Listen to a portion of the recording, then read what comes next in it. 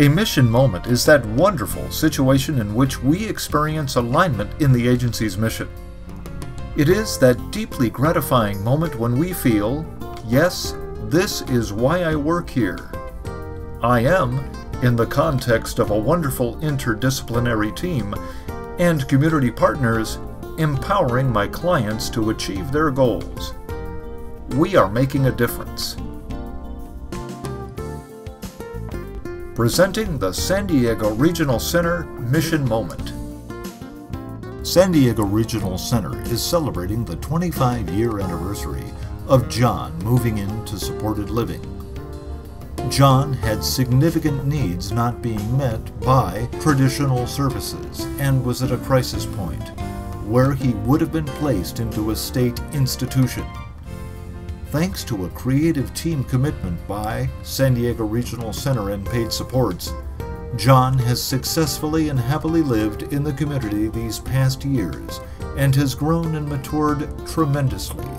John was a trailblazer. He was the first person to go into supportive living.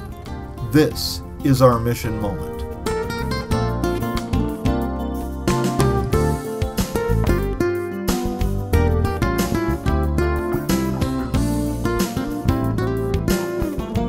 Well, I was working at the agency TMI when I first heard about John, and I was a supervisor there, and the situation was not going very well, and they changed a lot of staff around, and that's when I met John, and that was in 1989. My first impression of John was, I don't know if this is going to work or not.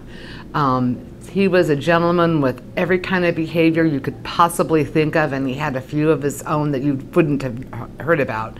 And he was extremely difficult during that time. When I first met John, he would call me every single morning, and the phone calls would either be eat, eat, eat, or it would be, I love you, Linda. So that would determine what kind of day he was going to have. But he called every single day, even on Saturday and Sunday, because he had our home phone numbers programmed into his phone. So it was some really, really rough times. I can't even describe to you how rough it was, but John was lucky that he had such dedicated people in his life that didn't give up. There were a lot of challenges that we were encountering in serving John effectively, and because of those challenges, he was failing in the types of placements that had been tried for him. And we were actually at a crisis point where we needed to have stability in John's living situation, or he was going to end up in a state institution, and we really didn't feel like that was in John's best interest. I was a participant in the planning of how we were going to put the supported living program together for John. It had not received approval by the Department of Developmental Services. Funding was not available, but for John it was essential that we find a living arrangement where he could experience success, because otherwise he might have had to be institutionalized. So we knew we had to come up with something innovative and new. And through the efforts of Judy Wallace Patton and others, we proceeded even though we did not have DDS approval. And I was involved in those early planning days and in meetings with John as we proceeded to try to put this thing together. Back in 1989, I believe, I was the second paid roommate to John. And he had another roommate before me for a period of time. And that person was kind of moving on, and so I moved in with John. You know, I knew it was going to be really exciting because it's the first, doing something different in the supported living model, and so I was real excited about helping out in that. However, we kind of like learn by our mistakes. As we said earlier, it's you getting to know John and getting to know what his behavior is telling us and communicating with us. That really was a process. Before, it was things would kind of set him off, and we really didn't know what set him off. And then just really kind of listening and observing.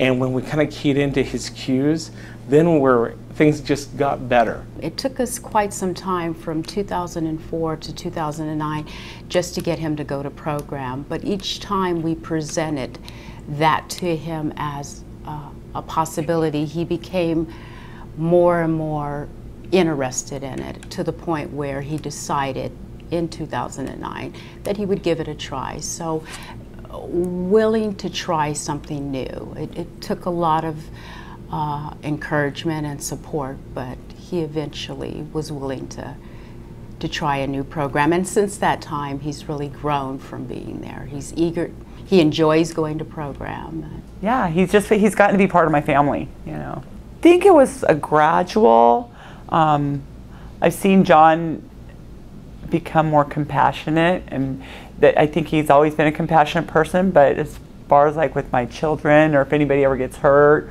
or upset, he's real compassionate and loving. He didn't like to used to shave. Now every day he's like, well, I gotta shave, and just the things that it was giving him his choices, and he has grown to know that he has choices and he doesn't have to do things, and he wants people's approval and he wants to be liked. I grew just by learning to, one, the whole person-centered planning concept. You know, this person's in charge of their life, and kind of supporting that. And just like with the mission of Regional Center, you know, how do we support people to live the life they want to live in the community? And with John, he came from a very structured residential setting to living on his own in his own apartment. And how, you know, directing his life, what does he want his day to look like? What did he want in who he wanted in his life, and what to do? And I think that was the biggest learning experience for me. Yeah, we've been on the forefront of a lot of different services, and we had been preparing for quite some time to begin implementing supported living, feeling that that was really a model of services that would work more effectively with some of our individuals. And we had some speakers and conference topics around supported living, and had been working with the provider community on beginning to develop this as a new service delivery option in our community. And John seemed to be a person who would fit well within that service delivery, that the models that we were using were not working well at all, and we felt if we were able with supported living to build services around John rather than trying to fit him in to rigid rules and programs per se, that he would have better success in living in the community. When we got to person-centered planning, to me that made more sense than any of the other phases that I had been through, because we actually included the individual in the planning process, their goals, their dreams, how they could see their successes. And so it was incredibly good for people, and it was good for those of us who worked with people, because we were better able to help them be successful. My heart is happy. John is doing so very well, and he's got the biggest smile on his face, and he is interacting with those that we assembled to do this celebration in a very positive manner, and it really does make my heart happy to see him today.